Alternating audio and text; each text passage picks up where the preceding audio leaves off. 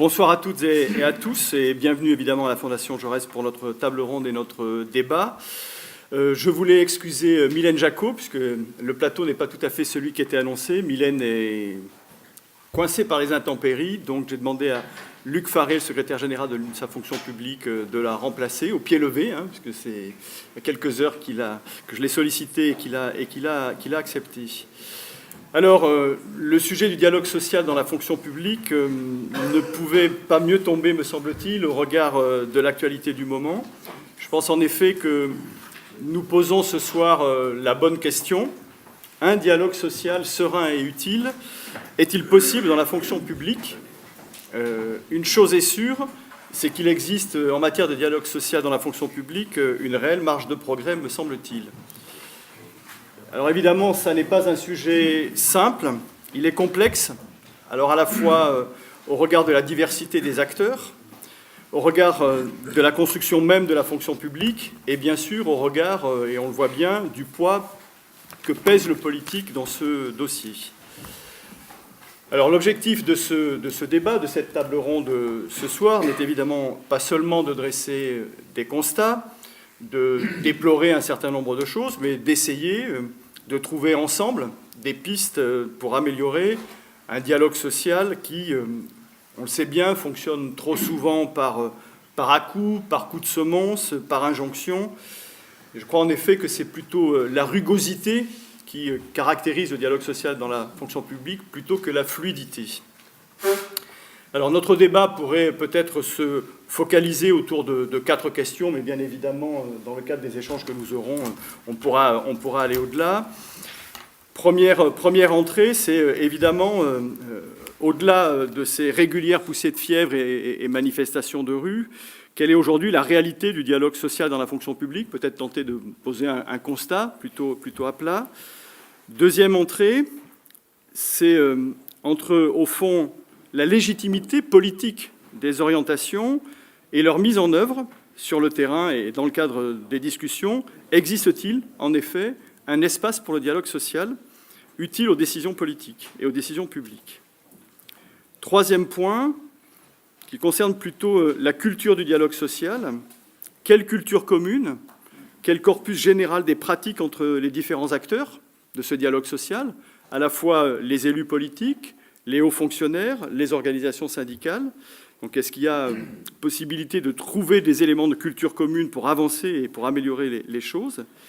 Et puis, effectivement, dernier élément, mais qui rejoint celui que je viens d'évoquer, c'est quels sont les leviers qui permettraient à notre pays de mener un dialogue social apaisé et constructif dans la fonction publique, à l'instar de ce qui se fait dans d'autres pays européens. Alors, pour en débattre, avec nous, 3 invités, donc je vous remercie d'avoir accepté de participer à ce débat. Et vous le verrez, nous avons fait le choix de donner la parole à des acteurs de ce dialogue social et non à des observateurs externes, au fond, des chercheurs, des analystes, donc à des gens qui sont ou ont été acteurs et acteurs majeurs du dialogue social dans la fonction publique, ou en tout cas dans un ministère de la fonction publique.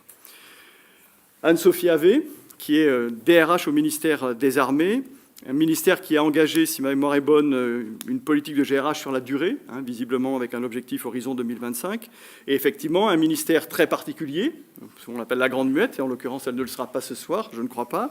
Enfin, il vaudrait mieux pas d'ailleurs. Et un ministère dont on oublie d'ailleurs que plus d'un quart de ces personnels sont des personnels civils, donc on a là une particularité, mais qui est intéressante à observer, et elle nous en parlera. Luc Faré, donc secrétaire général, je l'ai dit tout à l'heure, qui est secrétaire général de l'UNSA Fonction publique, et qui, par la position qui est la sienne, évidemment, a un regard assez généraliste sur l'ensemble des 3 versants de la fonction publique, avec évidemment leurs particularités et sans doute aussi leurs points communs. Et puis, à ma gauche, Bernard Lejeune, actuellement à la Cour des comptes, mais qui fut directeur de cabinet de Najat Vallaud-Belkacem au ministère de l'Éducation nationale pendant 2 ans, mais qui a aussi une autre particularité, c'est qu'il est resté dans ce ministère et dans ce cabinet ministériel au cours des 5 ans c'est-à-dire qu'il est rentré comme conseiller social sous Vincent Peillon et il est resté membre du cabinet. Je le dis parce que c'est important, la question de la temporalité, la question du temps et du temps long est une question importante en matière, me semble-t-il, de dialogue social et de gestion des ressources humaines. Donc voilà, le paysage est dressé et nous allons rentrer dans le vif du sujet. Peut-être, Luc, puisque tu as ce regard assez généraliste au fond, quel regard portes-tu sur la qualité et la densité du dialogue social aujourd'hui dans notre pays, ou peut-être hier aussi d'ailleurs? Quelle est ta perception en tant que représentant syndical?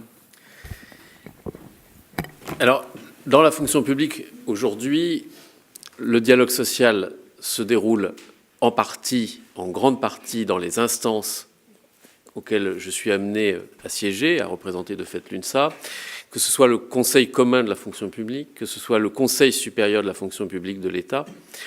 Dans ces instances, nous traitons un certain nombre de sujets d'ordre général qui concernent la réglementation et le fonctionnement de la fonction publique dans ces trois versants, ou dans le versant État, pour le Conseil supérieur de la fonction publique de l'État.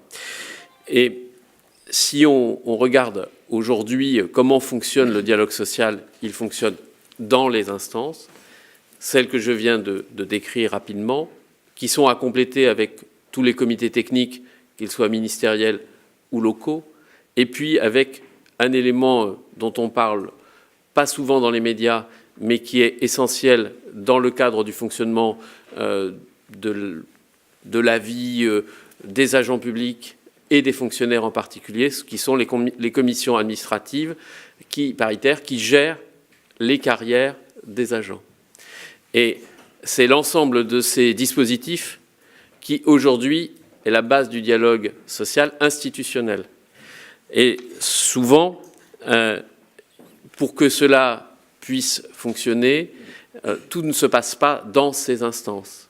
Il y a un certain nombre de contacts, de discussions qui ont lieu, soit à mon niveau, au niveau des cabinets ou des directions générales, mais qui peuvent aussi avoir lieu avec les différents responsables de services. Mais il y a une particularité du dialogue social dans la fonction publique qui est que, à un moment donné, on est confronté à un choix décisionnel qui est assuré par les directions ou qui est assuré par le pouvoir politique, local ou national quand il s'agit d'un ministre. Ce qui fait que, aujourd'hui, puisque la question, Christian, tu la poses de façon précise, quel regard on porte sur le dialogue social en 2018, il est compliqué dans la fonction publique au niveau national. Il est compliqué parce que nous avons des sujets et puis de l'autre côté, des décisions qui sont prises sans forcément avoir eu ce dialogue social auquel nous, à l'UNSA, on appelle.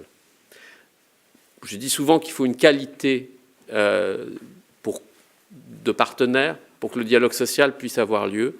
C'est qu'il faut la volonté de part et d'autre d'arriver à discuter. Et lorsqu'on est amené à réfléchir sur le fonctionnement d'une administration générale qui fait 5,4 millions de personnes quand même, ça implique des choix politiques, des orientations et des volontés.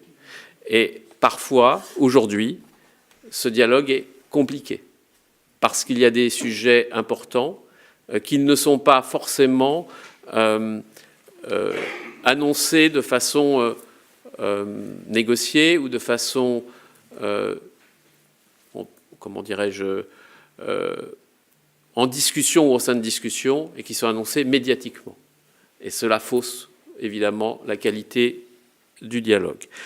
Je peux prendre des exemples pour qu'on soit sur des choses concrètes. Par exemple, le ministre actuel de l'Action et des Comptes Publics, lors de la première audience que j'ai pu avoir avec lui, nous a annoncé très vite qu'il gèlerait la valeur du point d'indice pour l'année 2017. Donc, quelque chose que nous savions très vite. Lorsqu'il a annoncé médiatiquement le gel de la valeur du point d'indice, il a annoncé pour l'année 2017 et pour l'année 2018, sans que nous ayons à aucun moment eu l'occasion d'en discuter. C'est un exemple de dialogue social qui va être faussé avec lui parce qu'on n'a pas joué carte sur table et parce qu'à un moment donné, on n'a pas pu discuter des conséquences que cela allait avoir pour les agents et pour les personnels. Voilà. Je pourrais continuer, mais... Non, mais pour compléter, là tu as parlé du plan national. Est-ce qu'il y a des différences notables entre les trois versants? C'est-à-dire qu'au fond, dans chacun des versants, État, hospitalière et territoriale, est-ce qu'au fond, le dialogue social prend des formes diverses et il y a un versant où le dialogue social est au fond plus facile, plus aisé, où on a une espèce de généralité? Le principe du dialogue social dans les instances demeure le même, quel que soit le versant. Après, évidemment, ça dépend complètement des partenaires et de la volonté de chacun d'aller ou pas et de faire un pas ou pas l'un vers l'autre. Parce que comme je le dis, pour pouvoir réussir à discuter, il faut être deux. Il faut d'une part qu'on ait la volonté politique de discuter et d'autre part, il faut aussi que l'organisation ou les organisations syndicales acceptent de rentrer dans une phase de discussion. On y reviendra, c'est effectivement le rapport entre le politique, la légitimité du politique et au fond les espaces laissés au dialogue social. Anne-Sophie Havet, donc vous êtes directrice des ressources humaines au ministère des Armées et au fond, peut-être ici nous dire quel est le rôle précis en fait, d'une directrice des ressources humaines. Non, mais au fond, parce que souvent on est pris, on vient de le voir, peut-être en étau entre un cabinet et des décisions ministérielles et au fond une gestion au quotidien. Je dis ça parce qu'on voit bien, en tout cas Emmanuel Macron l'avait annoncé dans son programme, qu'il souhaitait, je ne sais pas s'il faut parler de cordon ombilical, mais en tout cas avoir des liaisons beaucoup plus directes avec les directions des ministères et donc forcément les directions des ressources humaines se retrouvent aujourd'hui peut-être avec plus de surface, au fond, qu'elle n'en avait précédemment.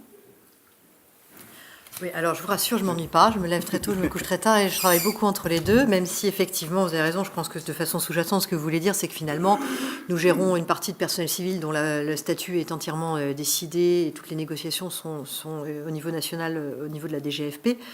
Et effectivement, on a des marges de manœuvre assez restreintes. Néanmoins, sur 265 000 agents, j'ai 220 000 militaires pour lesquels le statut est un statut particulier qui est la fonction militaire. Et on a, Dieu merci, quelques marges de manœuvre. Et sur les 45 000 agents civils, il y a un tiers d'ouvriers de l'État, qui est un autre statut particulier, qui sont des contractuels, avec un statut qui déplaît beaucoup d'ailleurs à la fonction publique, mais qui néanmoins est absolument indispensable, puisqu'ils occupent des fonctions industrielles. Et avec eux, on a un dialogue social particulièrement nourri. Pour autant, le dialogue social au sein du ministère des Armées, puisqu'il s'appelle aujourd'hui ministère des Armées, a dépassé ses corporations, a dépassé ses corporatismes, et a sans doute un petit temps d'avance en termes de gestion des personnels, parce que justement, on a cette réalité de confrontation avec des personnels militaires qui sont gérés très différemment, qui sont gérés, on va dire, en flux pour être très techno. C'est-à-dire qu'ils rentrent à tout moment, ils rentrent, ils sortent, ils ont des carrières courtes, c'est des contractuels. La comparaison des deux voilà. aide finalement dans le dialogue, absolument. Et les personnels civils, finalement, se révèlent, enfin, trouvent mieux leur identité dans cette, j'allais dire confrontation, c'est pas le cas, mais dans cette comparaison, finalement, se révèlent aux côtés de cet autre statut qui est le statut militaire. Donc oui, on a évidemment insuffisamment de leviers, parce que c'est tout à fait vrai que en CTM, par exemple, discuter plan de requalification, malheureusement, je peux juste dire, je vais demander la DGFP qui me dira non. Augmentation de certaines primes. Si en construction budgétaire, on nous a déjà laminé, on ne peut pas faire grand-chose. Donc je peux signer des accords sur l'égalité homme-femme. Je peux signer des accords sur le temps de travail, je peux trouver un certain nombre de leviers pour les employeurs, je peux faire des choses, on va dire, en gestion, pour favoriser la mobilité des agents, qui ne se retrouvent pas à tomber au fond du sac de la CAP quand ils bougent et qu'ils changent de CAP. Mais on va dire que c'est quand même assez limité, les marges de manœuvre qui sont données à un directeur de centrale. Maintenant, c'est vrai que le politique s'appuie beaucoup plus sur les directions de centrale qu'auparavant, et qu'on a quand même encore... Alors du coup, on est créatif, hein, on essaye d'inventer des choses, et puis, encore une fois, ce ministère, par rapport à d'autres, recrute. Nous avons un schéma d'emploi positif par rapport à d'autres ministères. Donc on a quand même un certain nombre de leviers pour pouvoir arriver à accompagner. Et nos civils sont peut-être d'autant plus sensibles et souples parce qu'ils se disent, si nous ne simplifions pas, que nous ne bougeons pas, que nous ne sommes pas mobiles, que nous ne sommes pas souples, les postes seront occupés par des militaires. Donc quelque part, ça leur donne aussi... C'est une concurrence. C'est une concurrence plutôt saine, oui, mais tout en disant, si vous voulez qu'on bouge comme les militaires, donnez-nous les mêmes leviers que les personnels militaires. Et c'est d'ailleurs ce que je m'attache à proposer en interministériel, c'est de dire, OK, vous voulez qu'il y ait une plus grande souplesse de gestion des personnels civils, éventuellement de les accompagner vers des carrières multiples. Moi, j'ai passé ma vie à faire des allers-retours entre le public et le privé. Très bien, mais il ne faut pas que ça se fasse au détriment des agents. Et les personnels militaires, qui sont pour les 2 tiers des contractuels, ce qu'on a tendance à oublier, nous avons une agence de reconversion de la défense, en réalité qui s'appelle Défense Mobilité, qui à la fois accompagne les militaires lorsqu'ils quittent la carrière avant d'avoir l'âge de la retraite. Au bout de 5-10 ans, ils sont accompagnés vers un parcours dans le civil, dans une autre fonction publique, la création d'une entreprise, voilà, parce que simplement... Il y a un âge auquel courir avec un gilet pare-balles dans un désert à 45 degrés, c'est beaucoup moins saillant. Et qui accompagne aussi les épouses. Puisque quand on fait bouger les militaires, vous savez qu'ils déménagent souvent, eh bien les épouses perdent leur emploi, donc il faut qu'on les aide à retrouver un emploi sur place. Donc nous avons aujourd'hui ce dispositif qui existe. Donc si demain, dans le dispositif fonction publique, on nous dit il faut... aider les fonctionnaires à la mobilité, j'ai un instrument qui est l'Agence de reconversion de la défense, Défense Mobilité, qui peut tout à fait accompagner les civils et qui le fait déjà, puisque nous avons aussi des contractuels. Si demain on me dit il faut faire de l'aide au départ volontaire, je dirais, attendez, très clairement, j'ai des ouvriers de l'État qui ont un système d'indemnité de départ volontaire, mais ça n'est pas le bidule indigent qu'on donne aux fonctionnaires. C'est une indemnité de départ volontaire qui est tout à fait comparable avec ce qu'on peut donner dans le privé, qui est défiscalisée et qui s'entoure de tout un accompagnement, d'abord de conditions de retraite évidemment très avantageuses, et de tout un accompagnement vers un autre emploi qui fait qu'on ne sait pas juste je signe un chèque et puis au revoir. Donc, si vous voulez, nous, on a au sein du ministère, parce que malheureusement, on a fait 54 000 suppressions d'emplois en 4 ans, ce qui est ce que l'État tout entier va devoir faire, la fonction publique d'État devrait faire normalement sur la durée du quinquennat. Nous, on l'a fait sur le seul périmètre de notre ministère entre 2008 et 2012. Donc, je suis tout à fait prête, et ce que je dis en interministériel, c'est regarder les outils que nous avons, parce que nous avons, dans le dialogue social avec les organisations syndicales, qui étaient évidemment pas enchantées de voir supprimer des emplois, mais qui, au contraire, ont joué leur rôle de partenaires sociaux pour mettre en place toute une série de leviers d'accompagnement pour que tout ça se passe dans les meilleures conditions. Le mot accompagnement revient beaucoup dans votre discours. Au fond, c'est une partie de l'activité qui a été visiblement la vôtre au cours de ces dernières années. C'est-à-dire que, puisque les questions budgétaires, vous n'avez pas pris sur les questions budgétaires... Si, c'est ce que vous... Je gère 12 milliards d'euros de titre 2, oui, donc j'ai un peu de prise quand même. Oui, oui. Ce que je veux dire, c'est que, vous l'avez vous-même, en tout cas, c'est comme ça que je l'ai saisi. Non, mais ce que je veux dire, c'est que si vous avez de l'inventivité, voilà, c'est-à-dire que... Non, mais, donc du coup, on est en proximité avec quand même des attentes de la part des personnels. Et donc cette proximité, est-ce que justement cette proximité ne facilite pas la question du dialogue social? Parce que souvent, le dialogue social peut être perçu comme très éloigné des réalités et des conditions de vie des salariés. Là encore, peut-être que le fait d'être au ministère des Armées donne une coloration particulière, parce que chez nous, les militaires, ils vivent, ils dorment, ils mangent, ils meurent. Donc forcément, on est en proximité avec eux, puisque c'est pas un contrat de travail qu'ils ont, c'est un contrat de vie en réalité, qui embarque les familles, les enfants. Donc, par exemple, notre action sociale, elle couvre aussi les retraités militaires. Enfin, voilà, ils ont coché une case une fois, on les gère indéfiniment. Et les gendarmes aussi. Ça, c'est pour vous dire qu'on sait aussi gérer les choses plus difficiles. Et du coup, si vous voulez, de fait, on a cette culture de prendre en compte la qualité de vie au travail, parce que pour nous, qualité de vie au travail ou qualité de vie tout court, finalement, ça se tient chez les militaires. Donc on embarque évidemment l'ensemble des ressortissants de la défense dans cette culture-là. Donc oui, la proximité, oui, les gens dans les régiments, ils y dorment, ils y vivent, ils y mangent, donc on est beaucoup les uns avec les autres. Merci. En tout cas, c'est vrai qu'on découvre un univers. Bernard Lejeune, là, je vais revenir peut-être sur un aspect plus politique, au fond, puisque on l'a vu, la prégnance du politique, à la fois dans les propositions, mais surtout dans les décisions, est extrêmement forte. Donc, au fond, vous avez travaillé, je l'ai dit, pendant 5 années dans le même cabinet, avec 3 ministres différents, certes, mais enfin, il y avait comme une loi de refondation qui était sur les rails. Au fond, est-ce que, malgré tout, alors que justement, il y avait une loi de refondation de l'école qui portait des caps, est-ce que on peut, dans ce cadre-là, malgré tout, trouver des espaces de dialogue social? Est-ce qu'il y a une méthode, est-ce qu'une façon de faire qui fait qu'aujourd'hui, dans un ministère, on a ces espaces de négociation? Et pour vous, quelle est, au fond, la bonne entrée? Alors, peut-être, je ne sais pas s'il marche, oui, non, il ne s'allume pas. Si, on ne voit pas de nouveau nom, mais bon. Alors, peut-être sur cette expérience, c'est vrai que moi j'étais sur une longue durée, 5 ans, donc ça m'a permis, outre les ministres, de voir passer toutes les réformes et de voir la construction à l'éducation nationale, à l'enseignement supérieur et à la recherche également, des réformes et du dialogue social. Alors, peut-être pour expliquer, parce que je pense qu'il y a aussi un choix qui était celui du ministre Payon au départ, parce que c'était peut-être l'ambiance, moi je ne l'ai pas connue, mais peut-être de la campagne électorale et de la façon de faire, qui était de travailler pour l'ensemble des réformes, la mise en œuvre, avec une construction avec un dialogue social fourni. C'était un préalable qui m'allait très bien. D'ailleurs, moi, j'ai accepté d'être au cabinet un peu dans cet esprit-là, parce que je pense que les deux sont compatibles. Et je le dis maintenant un peu avec le recul de cette expérience. La légitimité politique, alors je le dis, et je le dis là, tant qu'à faire, puisqu'on est en débat côté des syndicats, elle est incontestable.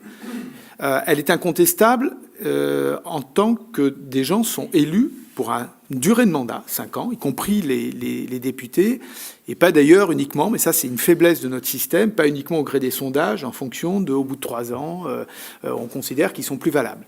Donc ça, j'y reviendrai, c'est parfois un problème, en tout cas on l'a vécu à l'éducation nationale, mais on a un mandat politique et qui nous a permis d'ailleurs de construire la loi pour l'école, la loi de refondation pour l'école, et qui a été construite parce qu'il y avait eu, alors...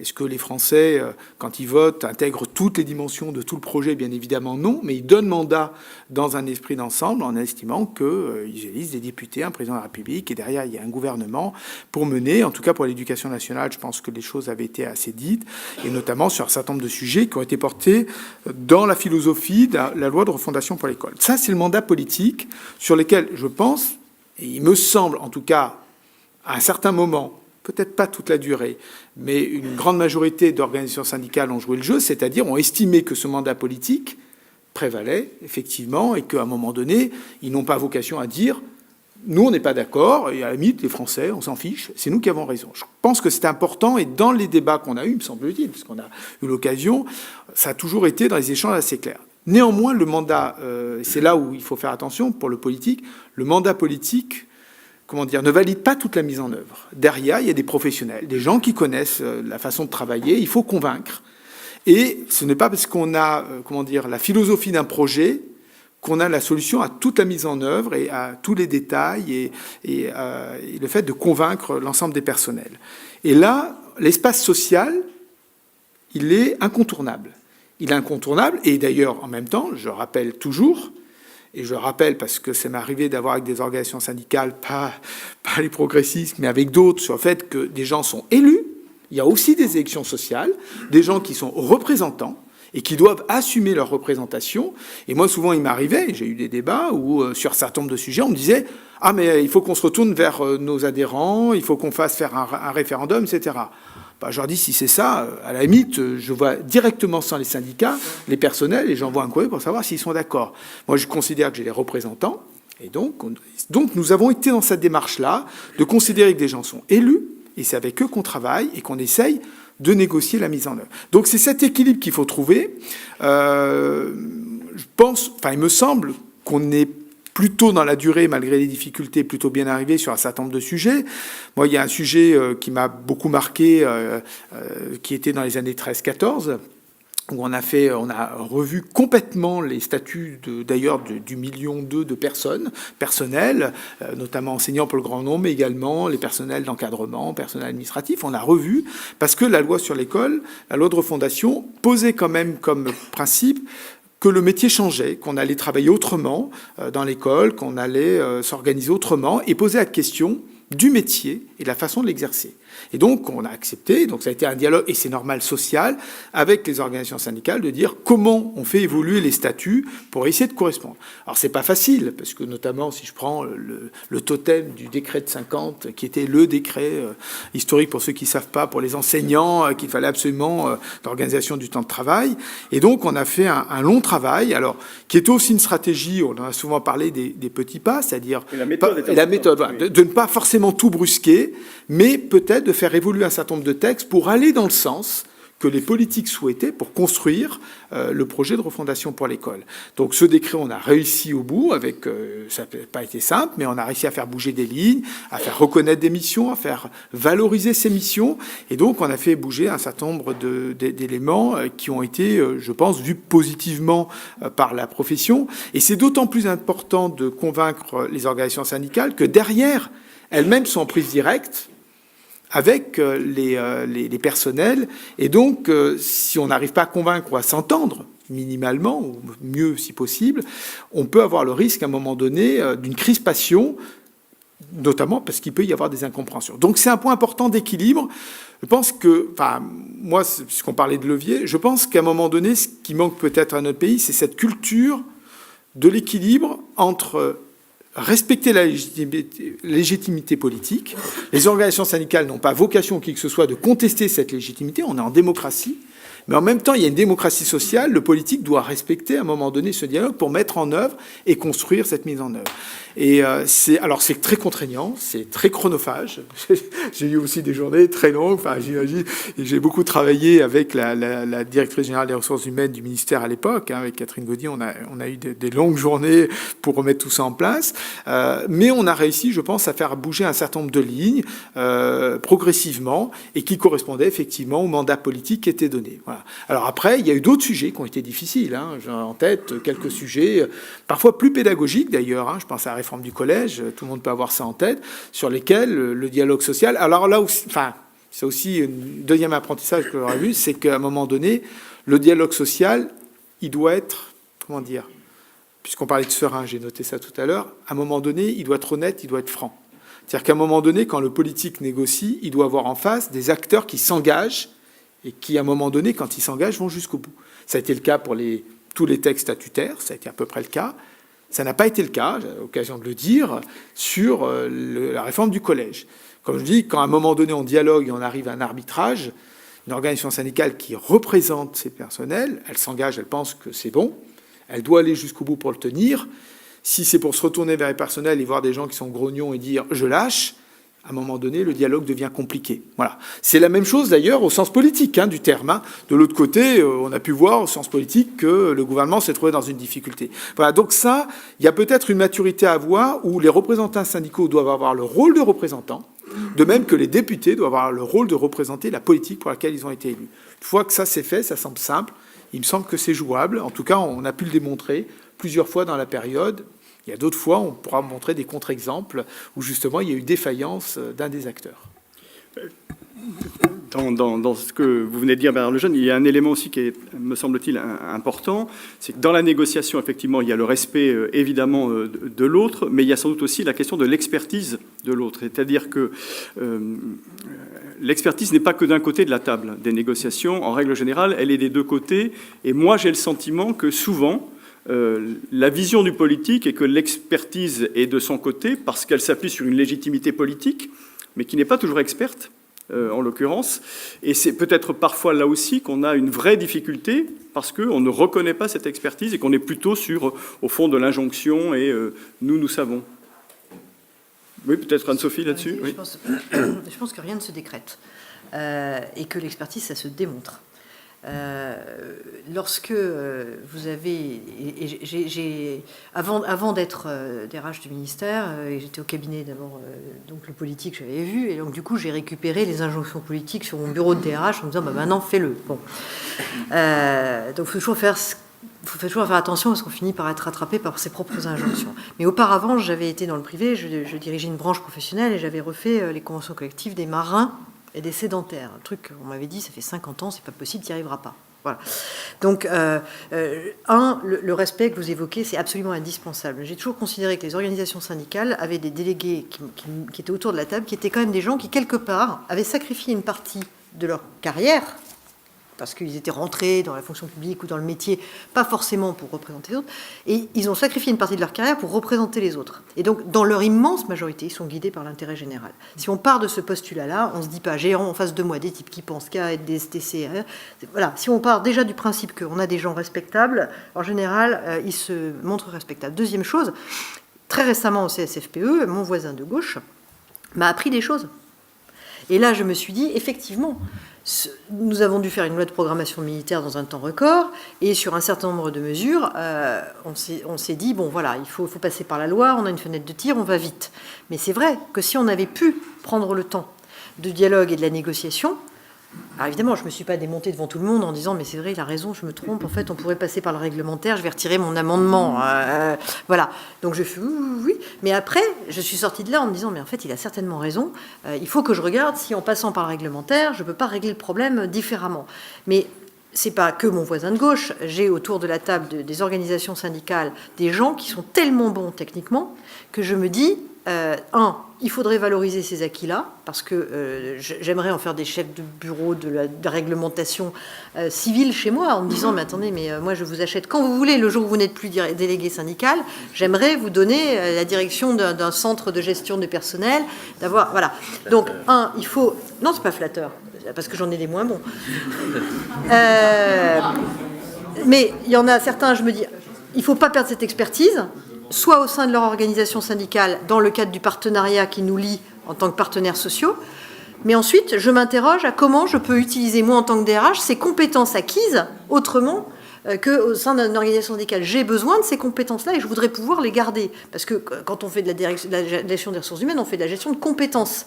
Donc quand je vois des compétences aussi pointues dans certains domaines d'expertise, alors il y a la législation, effectivement, des personnels, la législation de fonction publique, et quand dans les CHSCT, j'ai des types qui connaissent, mais mieux que n'importe lequel de mes agents, les substances mutagènes, mutogènes, cancérigènes, etc., ils m'impressionnent.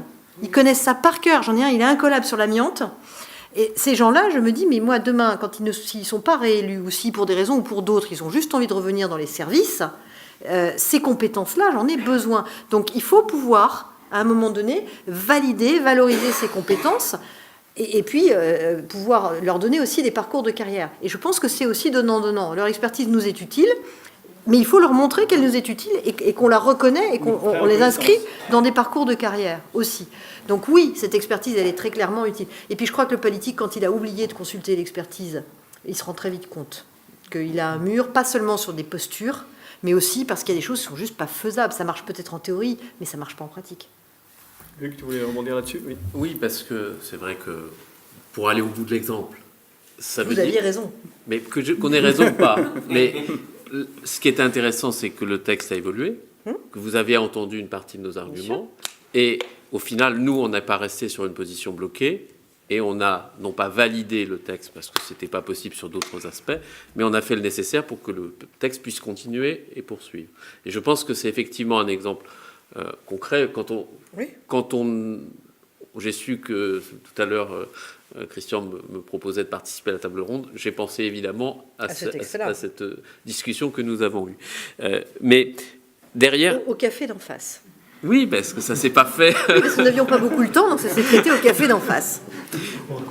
Voilà. Mais le dialogue social, c'est partout. C'est comme la diplomatie de Cendrier. Le dialogue social, c'est aussi dans le couloir. Mais d'un autre côté, il y a aussi, vous disiez, Bernard Lejeune, le fait qu'il y avait une légitimité du politique, mais il y a aussi une légitimité dans la fonction publique des élus qui sont représentatifs, parce que c'est aussi important de le dire, les élections qui ont lieu de fait maintenant tous les 4 ans, il y a une majorité des agents qui s'expriment et il y a une vraie légitimité des représentants et des organisations syndicales qui sont élus, et c'est important. Moi, j'avais noté sur mon petit papier, en préparant, quelles étaient les conditions nécessaires pour que le dialogue social fonctionne.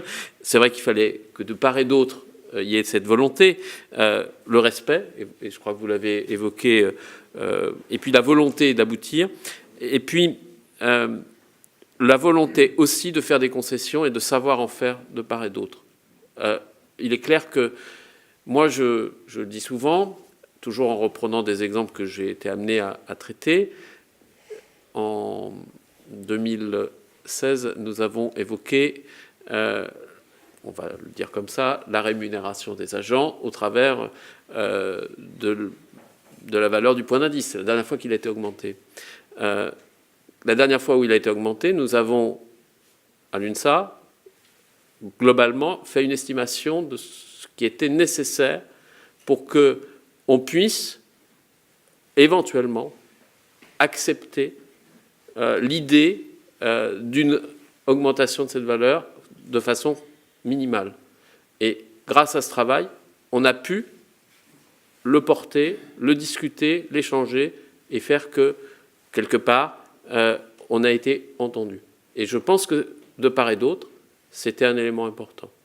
Et je le dis aussi dans les exemples récents avec le gouvernement précédent, le fait d'engager, après un long processus de discussion, la validation du fameux parcours professionnel, carrière et rémunération, avec d'autres qui ont beaucoup agi, je vois Luc là, c'est des éléments où ça ne s'est pas fait comme ça. Ça s'est fait au fur et à mesure. Ça a été long. Il a fallu s'entendre, s'écouter, échanger. Et au bout du compte, et c'est, comme je le disais tout à l'heure, pas qu'en séance que ça se fait beaucoup dans les discussions à côté. Au bout du compte, dire, ben voilà, ok, il y a des concessions qu'on fait. Dans cet exemple que je viens de donner, c'est l'allongement des carrières, par exemple. Mais en contrepartie, il y a une augmentation des carrières, des rémunérations en fin de carrière. Et c'est pas rien pour l'ensemble d'une carrière, justement. Donc je pense que partout, il y a cette volonté. Et on voit aussi dans l'époque précédent quinquennat qu'il y a des accords qu'on a négociés qui n'ont pas été validés, qui n'ont pas été signés. Je pense à celui sur la qualité de vie au travail, dans lequel il y avait un élément de dialogue social qui nous intéressait à l'UNSA. C'est celui de pouvoir discuter de façon, dans les services, de la qualité de vie au travail et comment on organise le travail dans les services même. Et j'espère qu'un jour, on pourra avancer sur cette idée.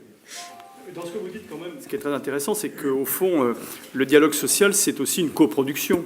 Alors chacun, comme l'a dit Bernard, chacun était dans son rôle, bien évidemment. Bien, il y a à un moment donné le politique dans le rôle du politique et les syndicalistes dans le rôle des syndicalistes, les deux ayant une légitimité démocratique. Bernard l'a très bien dit. Donc ça, c'est intéressant. Je voulais revenir sur la question des instances, puisqu'effectivement, on voit qu'aujourd'hui, dans le débat public, se pose la question du maintien de certaines instances, de la fusion de certaines instances. Voilà. Dans ce que vous venez de dire, il y a un vrai sujet. Alors, beaucoup de choses se passent en dehors des instances, et c'est important, mais à un moment donné, les instances sont les lieux de validation, parfois de discussion. Est-ce que vous avez le sentiment que ces instances sont utiles, inutiles, qu'il faut les moderniser? Comment les moderniser, même si elles l'ont déjà été, notamment les instances paritaires qui ne sont pas toutes paritaires. J'ai connu les CTM paritaires, ils ne le sont plus, ils ne s'en portent pas plus mal d'ailleurs du reste. Donc je voulais avoir votre sentiment sur la question des instances. Bernard, peut-être? Oui. J'en ai fait des locales, des nationales, j'en ai fait un peu partout. Les instances en tant que telles, enfin, en tout cas au niveau national, localement c'est différent, je parle pour l'éducation au niveau des académies, mais au niveau national, je pense que le travail et la négociation, les débats de fond, ils se font en dehors. L'instance, si je faisais une comparaison, parce que je compare deux légitimités, au Parlement, s'il y en a qui le croient encore, c'est pas le moment où on vote, où on donne sa position générale, qu'on est en débat. C'est dans les commissions, c'est dans les couloirs, c'est à ce moment-là qu'il y a tout ce débat qui se construit. Mais avec les organisations syndicales, c'est la même construction. Si on attend l'instance pour discuter, il n'y a pas eu de dialogue. C'est avant, on a connu ça, on a passé, moi je me souviens pour les textes statutaires, on a passé des mois et des mois, je crois même 2 ans, 13-14, à discuter, à construire, voilà. Et à la fin, quand le texte passe, les gens, il n'y a pas de surprise quasiment. Chacun va donner sa position. Et de mémoire, je n'ai pas souvenir, sauf très à la marge, d'avoir eu des surprises de vote, éventuellement à marge, il y a une abstention au lieu d'un vote pour une personne, etc. Mais il n'y a pas de surprise parce que le dialogue a été fait et les gens sont au clair, et à la fin, ils exposent leurs décisions. Et d'ailleurs, si on va aux instances à la fin, on peut espérer que nous-mêmes, on y va, en sachant qu'on est allé jusqu'au bout du dialogue et qu'on ne pourra plus faire bouger les lignes, et on est dans cet esprit-là. En local, en tout cas dans la gestion, alors local ou national, mais comme l'éducation nationale est très déconcentrée, en local, c'est un peu différent parce qu'on gère des personnels, et donc il peut y avoir sur des principes, sur des débats avant, mais après, il y a un temps d'examen des personnes qui est d'une autre nature et qui nécessite des débats, et les instances, collectivement, sont porteuses de ce débat. Donc moi, j'ai passé beaucoup de temps dans les instances, j'ai toujours aimé ça d'ailleurs, mais bon, peut-être que j'étais spécial, mais je trouvais ça bien. D'abord parce que je suis assez d'accord, il y avait beaucoup d'expertise, y compris dans les mobilités, dans les carrières, etc. Et je trouvais ça très intéressant, et les gens qui étaient en face, y compris intellectuellement, on se confronte en tant qu'expertise pour trouver la meilleure solution. Et très honnêtement, j'ai toujours eu du mal à voir en face des gens machiavéliques qui voulaient fausser, etc. Pas du tout. Des gens qui essayaient toujours de trouver mieux pour les personnels. Et comme on est dans la même optique, si on est dans un rôle qui doit être le nôtre aussi, on se rend compte que finalement, les propositions des uns et des autres, le tout, c'est de convaincre et trouver, voilà, pour les personnels. Donc, je ferai la différence entre les instances de personnel, les commissions paritaires, oui, et les CT, on va dire, qui sont les moments de politique générale, et notamment au niveau national, où c'est vraiment l'aboutissement d'un dialogue sur la construction d'une politique. Voilà comment moi je le vois. Je suis tout à fait d'accord. En fait, si on attend les instances pour discuter, c'est un peu trop tard. En fait, ce que j'ai, au bout de quelques années de dialogue avec les organisations syndicales, je me suis rendu compte qu'en fait, ce qu'elles apprécient, c'est le courage, et ce qu'elles ne supportent pas, c'est de prise en traître ou par surprise. Ce qui me paraît assez humain. Et une fois qu'on a dit ça, cela dit, la tentation de ne pas les prévenir ou de ne pas le dire ou de dire au dernier moment, parce qu'on est dans une espèce de tourmente, ça peut arriver. Donc il faut éviter ça parce qu'on peut avoir des moments de blocage simplement parce que on avait oublié de le dire, puis c'est pas grave, ça va passer crème. En fait, ça passe pas crème parce qu'ils ont vraiment l'impression d'être dupés. Et ça, ils supportent pas. Culture, au fond, culture du dialogue social chez nos politiques. Oui, mais enfin, on est quand même, nous, enfin, les hauts fonctionnaires, on est un peu à la manœuvre aussi, oui. Pour faire le damage control en amont, en aval. On est quand même là aussi pour protéger un ministre. Un ministre n'a pas forcément le temps. Puis pour le conseiller, en lui disant, attendez, là, je pense qu'il faudrait que vous preniez le temps de dialoguer et de dire faire des bilatérales, d'être... voilà. Bon. Et puis, je pense qu'à partir du moment où on travaille en confiance avec les organisations syndicales, j'ai travaillé pendant 4 ans au cabinet, en off, complet, sur la réforme du statut des ouvriers de l'État. Mais complet, parce que je savais très bien que les interlocuteurs, si leur base, ça fuitait, les bases se seraient radicalisées parce qu'on était en train de tester, d'avancer, de dire oui, mais si on faisait un peu plus ci, un peu plus là. Pour éviter que ça se radicalise, il fallait qu'on travaille vraiment en chambre avec juste ceux qui avaient la légitimité d'être élus, c'est-à-dire les fédéraux. Pas un mot pendant 4 ans. Personne n'a fuité dans les 4 ans. J'ai dit, je travaille en confiance avec vous. On a pu imaginer tout un dispositif. Et après, il y avait une tactique vis-à-vis de l'interministériel. Puis il y avait aussi une tactique calendaire. On n'est pas dans les armées pour rien. On sait quand il y a une fenêtre de tir. Une fenêtre de tir, c'est ni avant ni après. Et donc, je savais très bien qu'ils devraient s'abstenir.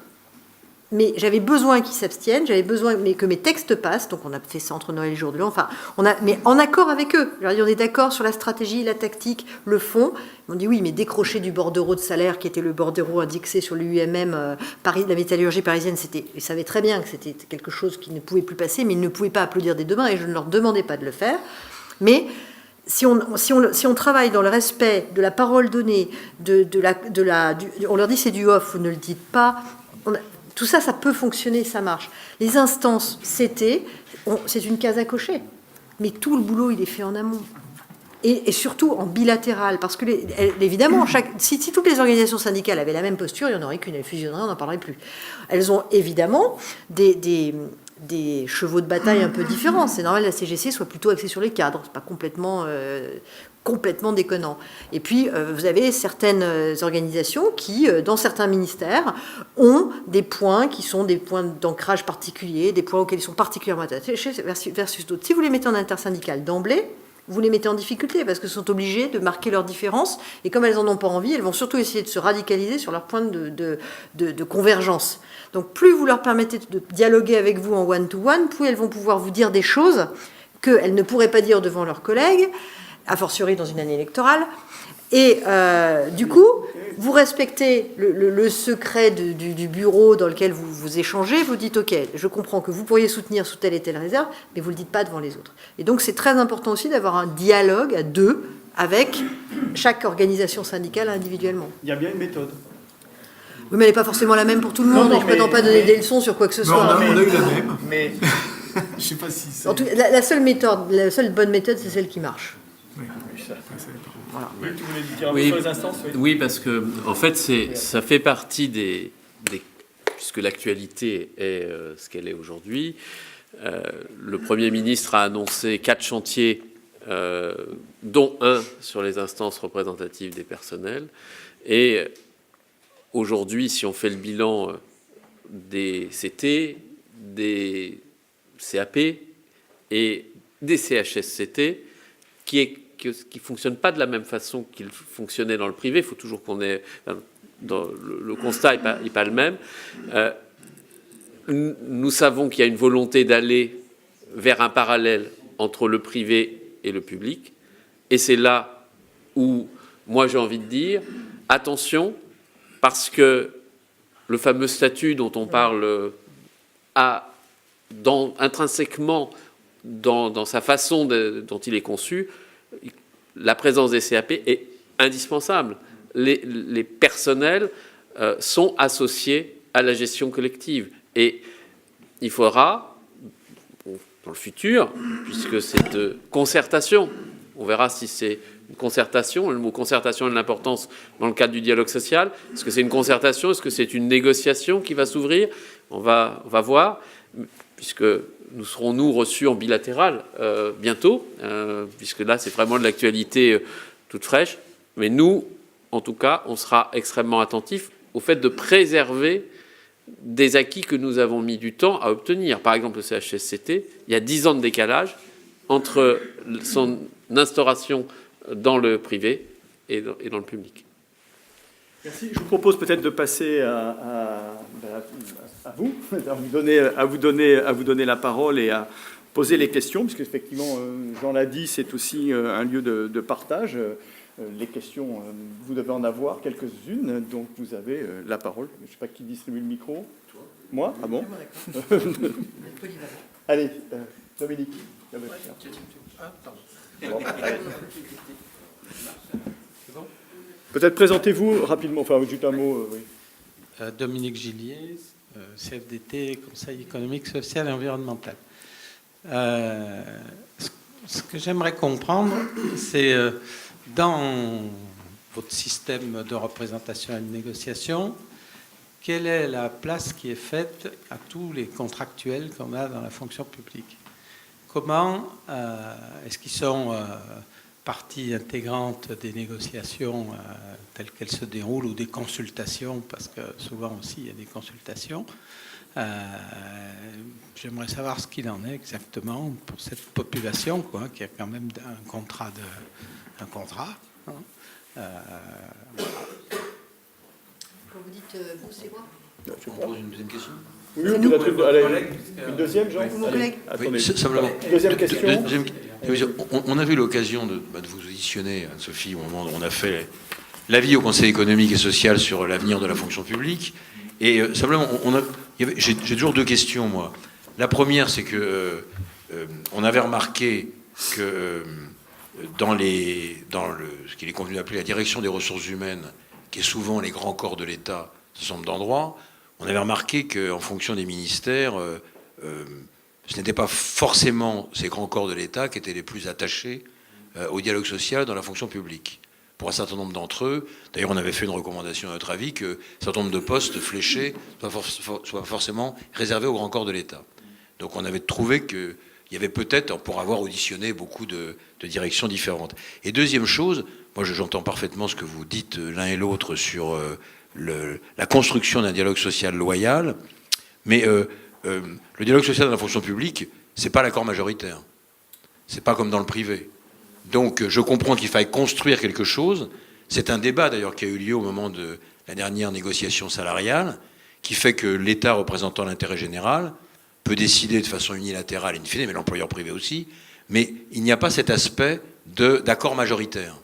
Donc est-ce que ça ne peut pas à partir du moment où il n'y a pas l'accord majoritaire qui fait dépendre ou pas qu'un accord existe, et ça ne peut pas renforcer certains syndicats qui n'ont pas l'habitude de signer, qui sont plutôt dans la protestation et qui se disent il n'y a pas d'accord majoritaire, on s'en fout. L'État prendra ses responsabilités. Alors, il y avait deux questions, l'une sur les contractuels. Qui les prend en charge, comment on les prend en charge?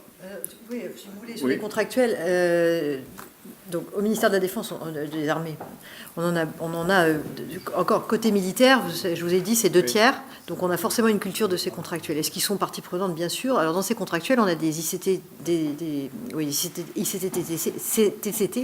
qui est un quasi-statut, on a les ouvriers d'État qui sont un quasi-statut, donc la culture du contractuel, ils sont totalement partie intégrante, et je pense quand même que...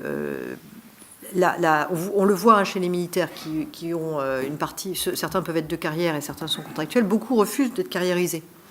Parce que je crois qu'on a une génération qui arrive là, et nous on recrute beaucoup de jeunes, y compris même sans formation, qui sont plutôt attachés à zapper comme à la maison, et qui ont très envie d'aller faire des contrats, alors probablement un peu plus longs que ce qui nous est proposé aujourd'hui. C'est pour ça qu'on souhaiterait avoir des contrats de 3 ans renouvelables plutôt que des contrats d'1 an une fois, pour aller vraiment faire des choses qui les passionnent, faire de la cyberdéfense, du renseignement, avoir ça dans leur CV plutôt que...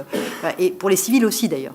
Et ils ont envie de venir faire 3 ans d'expérience, genre bureau des légendes, et puis ensuite d'aller dans le privé gagner de l'argent, parce qu'il y a bien une chose qui est sûre, c'est que contractuel, fonctionnaire, ce que vous voudrez, on ne gagnera jamais autant d'argent sur ces fonctions un peu pointues, informatique, etc., dans le privé, dans le public que dans le privé. C'est pas vrai à tous les échelons, mais c'est vrai là. Et puis, je pense que vous vous souvenez de ce que j'évoquais sur le corporatisme des grands corps. Moi, je suis administrateur civil, mais je suis tout sauf corporatiste. Je ne supporte pas ce corporatisme, et notamment sur ce qui sont les emplois fonctionnels, qui est la chasse gardée des administrateurs civils, où on doit nommer 50% d'administrateurs civils de plus de 8 ans, et puis ensuite on a droit à d'autres corps, mais avec des critères très très spécifiques. Les militaires, bon, éventuellement, mais il faut que ce soit au moins des colonels avec 8 ans, ce qui s'appelle en général un général. Et puis maintenant il faut aussi mettre 40% de femmes, donc je pense que mes dernières nominations je les ferai les yeux fermés. Vous êtes femme, administrateur civil, c'est bon, je prends, vous savez lire, tant mieux. Moi je préfère recruter avec un seul quota qui est 100% de compétences. Et effectivement, dans les postes des emplois fonctionnels de sous-directeur et de chef de service, vous ne pouvez pas nommer un contractuel. Il peut être directeur, mais il ne peut pas être sous-directeur ni chef de service. Donc moi, demain, j'aimerais qu'on ouvre les portes et les fenêtres de ce décret de 2012 pour pouvoir recruter des contractuels. Pourquoi on ne peut pas recruter un attaché principal expérimenté pour être un bon sous-directeur ? Enfin, il y a cette espèce de chasse gardée qui fait que je peux nommer un administrateur civil qui a 32 ans au compteur, qui a fait ses 8 ans, parce que maintenant il a fait ses 8 ans, donc il y a droit. Il a fait ses 8 ans, 4 ans comme chargé d'études, 4 ans comme conseiller. Il n'a jamais managé personne, mais il remplit les conditions statutaires, donc il peut être sous-directeur. Bon. Donc ça, si on pouvait faire sauter ça, d'abord ça nous bloque dans les parcours de carrière, et je trouve que cette chasse gardée des administrateurs civils, ce que j'ai dit aux mes administrateurs civils au ministère de la Défense, c'est rien ne vous est dû. Vous ferez la carrière que vous méritez. Si vous sortez, si vous allez dans d'autres ministères, vous êtes un corps interministériel, faites-le. Voilà. Et rien ne vous est dû au seul motif que vous êtes statutairement, vous remplissez les conditions. Je trouve que autant le statut est quelque chose qui apporte un certain nombre de garanties, autant les corps, la notion de corps, a fortiori quand vous avez des corps tout petits, d'ingénieurs, machin, cette logique de corps, elle finira par nous bouffer, et elle n'est pas cohérente, parce qu'on ne peut pas croiser des contraintes de corps, de statut, d'hommes, femmes, etc. Je vous dis, à l'arrivée, on fait comme pour les statistiques, où il nous faut le type qui vient de là, avec tel sexe, tel corps, tel truc. Non, je préfère recruter les gens qui sont compétents indépendamment de leur corps. Bon. Je partage totalement sur le dernier point, je rebondirai après sur le reste, mais là-dessus, puisque je l'ai vécu, n'étant pas à l'origine de grands corps, ça m'est arrivé dans les fonctions que j'ai été d'être la bête rare, en tout cas avec un pourcentage très faible, par exemple dans les réunions de directeurs de cabinet, où je me suis retrouvé parfois avec des gens très intelligents de choses, et c'était quand même très monolithique, et parfois on se retrouve un peu, avec une vision un peu différente du monde, parce qu'on n'a pas forcément le même parcours. Donc je pense que la diversité, je partage totalement des parcours, ce qui n'empêche pas qu'on a d'énormes compétences sur les gens qui viennent pour les avoir vus, n'étant pas des corps énarques, marques, etc., administrateurs civils, des gens vraiment... Enfin, il y en a beaucoup, mais je trouve que ce serait bien, cette diversité est indispensable. Ça, je partage... Sont bons, pas parce qu'ils sont énarques, ils sont non, bons parce qu'ils sont bons. Ils sont bons, voilà, tout à fait. Mais voilà, on manque parfois un peu de cette diversité. Sur l'accord majoritaire, je voulais rebondir, parce que pour les contractuels, je passe rapidement, parce que sur les contractuels à l'éducation nationale, d'abord, ils sont bien pris en compte parce que les organisations syndicales sont très attentives à leur situation. Ils sont électeurs et je vais vous dire, ils le rappellent à juste titre et ils font leur boulot là-dessus pour être attentifs. Donc je crois que c'est un rôle, on parlait d'expertise et c'est très bien. Et du coup, ça avait amené, si le politique y est un peu sensible, de faire parfois un travail spécifique pour ces personnels. On l'a fait d'ailleurs, je me souviens, sur les statuts des personnels où on avait revu les conditions de recrutement, de grille salariale à l'époque. Sur l'accord majoritaire, le problème, je ne sais pas si c'est l'accord majoritaire qui est le problème ou si c'est la culture, parce qu'après tout, on peut trouver des défauts aussi bien du politique, parfois du syndical. Et côté syndical, sur la culture syndicale, je ne citerai pas de syndicat, voilà, mais je suis sûr qu'il y en a plein qui devineront, mais j'ai toujours été surpris dans la culture syndicale du fait que certains, dans la discussion, parce que le politique, on lui demande de discuter, c'est normal, il peut bouger, il peut regarder sur l'intérêt général, il a été élu pour ça. Mais des organisations syndicales ont été élues avec un mandat, normalement, et pour représenter quelque chose. Si chaque discussion, c'est à peine ouvert à bouche, non, on peut remarquer, on peut trouver la même chose sur le politique, hein, mais on ne peut pas avancer. Et du coup, on peut avoir une frange syndicale qui bloque à un moment donné, et l'accord syndical devient compliqué. Je le dis parce qu'il m'est arrivé dans des négociations d'avoir toujours non, y compris d'avoir non à 2 positions où j'avais évolué, où je me suis dit, je ne comprends pas. Et quand on finit par demander à l'organisation syndicale en disant, mais dites-moi ce que vous voulez pour voir si on peut éventuellement évoluer, et qu'on a la réponse de dire, ah non, mais moi je ne vous proposerai rien, j'attends que vous proposiez pour dire non. C'est du vécu. Enfin, je veux dire, à partir de là, la culture syndicale pose problème. Je ne considère pas que c'est ceux qui ont voté. Peut-être qu'ils ne se rendent pas compte. Il y a des fois, je me suis dit, ce serait intéressant un jour de rendre, comme on rend l'Assemblée nationale... Comment dire, on voit les images, on voit les positions. Je me suis dit, parfois, les CT, ce serait intéressant qu'ils soient publics et filmés pour regarder. Alors, c'est compliqué, c'est autre chose. Après tout, je représente quelqu'un. Je pourrais être à même de dire, j'aimerais bien savoir comment mes idées sont défendues, si c'est bien là-dessus.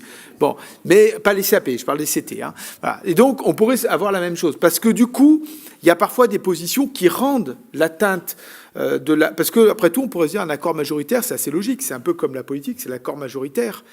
Mais voilà, si vous avez un blocage à un moment donné de certaines positions, parce que la culture syndicale n'aboutit pas à certains à dialoguer, y compris même si c'est difficile, voilà. Et alors on parle parfois de syndicats progressistes là-dessus. Alors je pense que parfois c'est un peu plus large parce que certains y arrivent, mais du coup ça rend compliqué effectivement les discussions parce que cette culture, me semble-t-il, chez certains, du coup, n'existe pas en termes de dialogue et de construction. Voilà, c'est... Laurent, une question, j'ai lu. Je ne vais pas cacher qu'on a travaillé un peu avec Bernard, le jeune, pendant les 5 ans où il était au ministère. Je vais prendre un exemple concret parce que ce qui me frappe dans ce que vous dites, c'est le besoin d'expertise du côté des agents et en même temps le fait que cette expertise est souvent peu reconnue, notamment et mal connue, je parle des politiques qui quand même arbitrent en bout de course leurs options de négociation, et peu valorisé, vous l'avez dit, pour des carrières ultérieures, mais ça pose une problématique, c'est celle de la formation des militants syndicaux, alors qui peut être prise en charge, nous on s'en occupe très bien à l'interne, mais il me semble qu'il devrait y avoir une possibilité d'ouverture, y compris à certaines grandes écoles, par des cycles peut-être courts, de formation commune avec des DRH, par exemple, y compris au plan territorial, pour qu'il y ait un équilibre des compétences, parce que ce qui manque, autant on trouve, notamment dans les grandes commissions nationales, l'expertise dont vous parlez du côté de la représentation syndicale, parfois, nous-mêmes, on a du mal à avoir cette expertise, et au plan décentralisé ou localisé, parce que simplement nos agents sont volatiles, parce que le militantisme n'est pas encouragé, et que donc du coup c'est un peu plus compliqué. Deuxième remarque, je suis assez, je me suis retrouvé dans ce que vous avez dit sur les discussions en off, avant, parfois longues, il m'arrivait d'en avoir quelques-unes, mais c'est quand même terrible qu'on en soit là. C'est-à-dire que ce qui m'a frappé, c'est on a eu un accord de off pour pas que la base le sache, pour pas que les salariés représentés par les syndicats sachent qu'il y ait des discussions. Bon.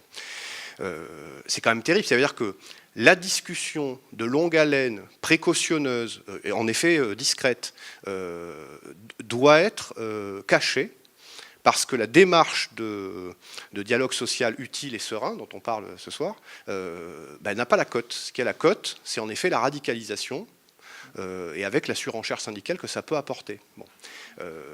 On ne peut pas avoir d'accord majoritaire, ça je partage, y compris parce que le pouvoir politique ne peut pas ne pas être maître de la politique qu'il doit mener au nom de l'État. Bon. En revanche, on peut valoriser. Nous, dans l'éducation nationale, on a signé un protocole pour créer une indemnité. On savait que le protocole n'avait aucune valeur juridique, mais on a mis en scène la signature par ceux qui avaient pris le risque. En l'occurrence, il y avait 3 organisations, dont l'UNSA et la CFDT. Aux grandes dames des organisations majoritaires de ce ministère du côté des profs, qui sont intervenus et qui ont carillonné chez tous les interlocuteurs politiques et au plus haut niveau pour empêcher la signature de ce protocole, qui crée une indemnité de 1 000 € pour 300 000 personnes sur une année, hein, c'est pas, bon, mais c'est quand même pas mal, parce que évidemment c'était pas assez pour eux. Là où nous, on a pu mettre en scène, avec l'accord du politique et du cabinet, la valorisation des syndicats qui avaient pris le risque de dire oui, on veut engager ça, on sait qu'on n'a pas une enveloppe extensible, donc on veut prioritairement cette négociation-là, et ce qui nous a aidés, y compris électoralement. Mais cette culture de la mise en avant des démarches responsables, elle est quand même assez peu fréquente.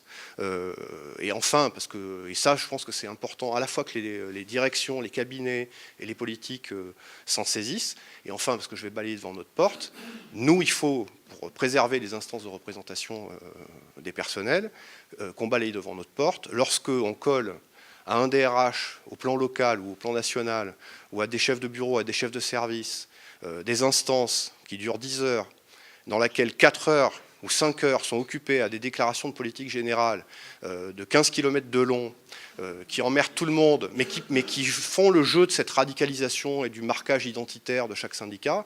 Bon, ça aussi, on rend pas service au syndicalisme qu'on pense incarner. Voilà. Vous avez complètement raison sur le fait qu'effectivement le off, c'est pas tellement une défiance ou parce qu'on valorise pas, mais c'est parce que au niveau ministériel, nous n'avons pas la main sur tout et que nous avions un risque que en interministériel, nous n'obtenions pas les arbitrages favorables et qu'en contrepartie, ce qui était abandonné en contrepartie de ça pouvait être imposé. Et donc c'était assez légitime que les organisations syndicales n'aient pas envie de cautionner la partie qu'ils perdaient sans pouvoir garantir qu'on aurait les contreparties. Donc je ne voulais pas les mettre en difficulté vis-à-vis de ça, et je voulais qu'on puisse travailler sereinement, sans que la base dise « attention, on va perdre ça », sachant que je ne pouvais pas leur dire « non mais attendez, il y a des contreparties », puisque 9 chances sur 10 qu'on ne les obtienne pas en interministériel, même si j'avais décidé de l'avoir quand même. Oui, moi, je voudrais rebondir sur ce que vient de dire Laurent sur la formation. Je pense que c'est une piste intéressante si un jour on doit réfléchir au parcours, à la carrière des militants syndicaux. Je pense que c'est vrai que c'est une fonction compliquée et une fonction qui doit être reconnue. Mais moi, je voudrais aussi rebondir en disant que la formation au dialogue social, elle doit aussi exister pour les DRH. Et je pense que aujourd'hui, cela doit être une priorité. Parce qu'il y a trop souvent une incompréhension, parce qu'on est dans l'injonction et non pas dans le dialogue, et que cela implique, comme je le disais tout à l'heure, un minimum d'efforts et de formation, je crois, et peut-être que l'on pourrait réfléchir à parfois des formations communes qui permettraient d'avancer.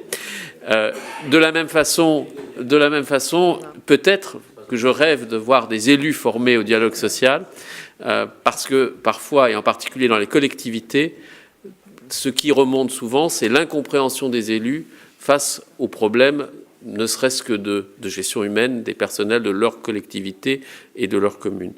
Et puis, rebondir sur un dernier point, c'est sur l'accord majoritaire, et revenir sur ce fameux accord PPCR qui n'est pas un accord majoritaire, mais Gérald Darmanin, quand il a annoncé que l'année 2018 serait une année blanche, au contraire de ce qui était prévu, l'a fait en disant « mais ce n'est pas un accord signé majoritairement par les organisations syndicales », avec un grand sourire. Et vous imaginez bien que pour nous qui sommes signataires, la CFDT aussi, la CGC aussi, enfin un certain nombre d'organisations syndicales. L'Éducation nationale voilà. a apporté 70%, mais Tout à fait. Mais malgré son poids, nous n'avons pas réussi à entraîner. Juste peut-être un point sur le off, parce que c'est un point de méthode. Ce que disait Laurent, moi je partage un peu. Je ne sais pas quelle est la bonne méthode, puisque j'ai eu une expérience heureuse et une expérience malheureuse. Ça démontre au moins une chose, c'est que dans notre pays, globalement, il n'y a pas la maturité de dire « je mets un projet de départ », et je le fais évoluer au gré du dialogue. Parce que ce projet de départ, tout le monde considère dans le pays que c'est la décision. Et que si on le fait évoluer, c'est que le gouvernement lâche. C'est absurde. Et du coup, on est obligé de passer par des offres. Alors, j'ai eu un cas heureux, ça a été les décrets de 50, où on a travaillé effectivement. Et finalement, c'est passé, même si il a fallu après que les représentants syndicaux, qui sont du coup d'ailleurs eux-mêmes en difficulté, parce que le moment où le off sort et on donne les éléments, c'est comme si soudainement ils disaient « Ah, c'est génial, ce texte qui sort, il nous va ». C'est difficile de dire, parce qu'on l'a vécu, à un syndicat, de dire « Mais ça fait des mois que je discute en cachette », parce que tout le monde n'est pas loyal, donc il y en a à qui on ne peut pas dire, parce que sinon le off ne tient pas, certaines organisations syndicales. Donc du coup, tout le monde fait semblant, mais les organisations syndicales qui sortent du bois, en disant « Ça nous va », même si on prévoit quelques amendements pour faire donner l'impression d'eux, du coup, se met dans une position où les gens ont l'impression qu'il n'y a pas eu de dialogue et qu'ils prennent argent comptant. Et quand on sait, sur certains points curseurs syndicaux, je pense chez nous, en tout cas, c'était les majoritaires, c'est compliqué. Et du coup, j'ai eu une expérience malheureuse, c'était le cas du collège, où nous avons un off positif, et le moment où il sort, la base ne comprend pas parce qu'il n'y a pas eu explication, et le syndicat majoritaire se retrouve, sa direction, mis en minorité au moment du vote. Et là, à partir de là, voilà. Alors que le texte est accepté. Enfin, l'histoire, il faut le savoir. Elle est celle-là. Et derrière, ça tombe parce que le off est dangereux. Voilà. Il est dangereux parce que nous n'avons pas la culture d'avoir un projet de départ et d'en débattre sereinement dans notre pays. Voilà. Mais ça, c'est ni les organisations syndicales, ni les... Enfin, je pense que c'est un manque de culture de dialogue dans notre pays qui fait que le off est nécessaire en termes de méthode, je pense. Je partage là-dessus. Mais malheureusement, il a des points faibles et il peut aboutir...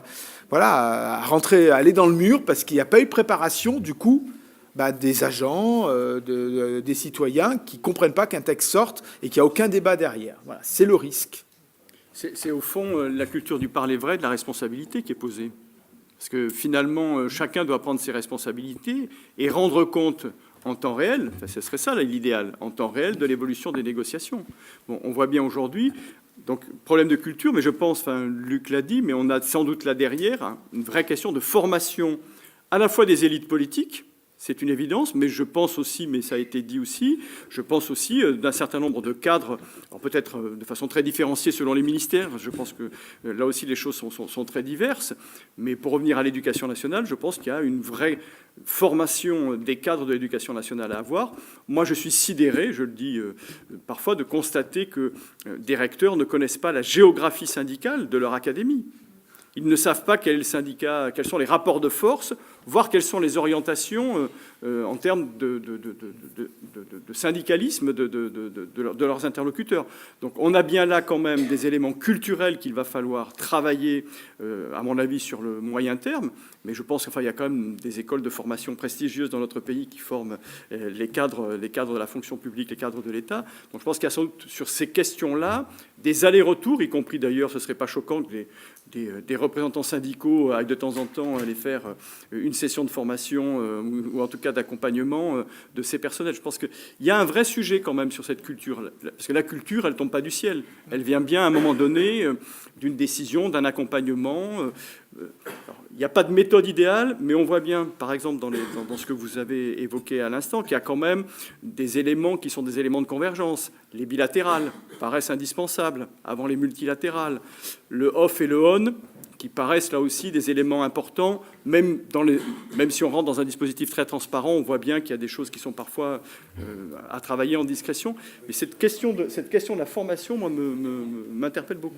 Oui, vous avez raison, mais d'ailleurs, à telle enseigne qu'il y a une époque où vous aviez une troisième voie à l'ENA qui permettait à des représentants syndicaux d'accéder à l'École nationale d'administration.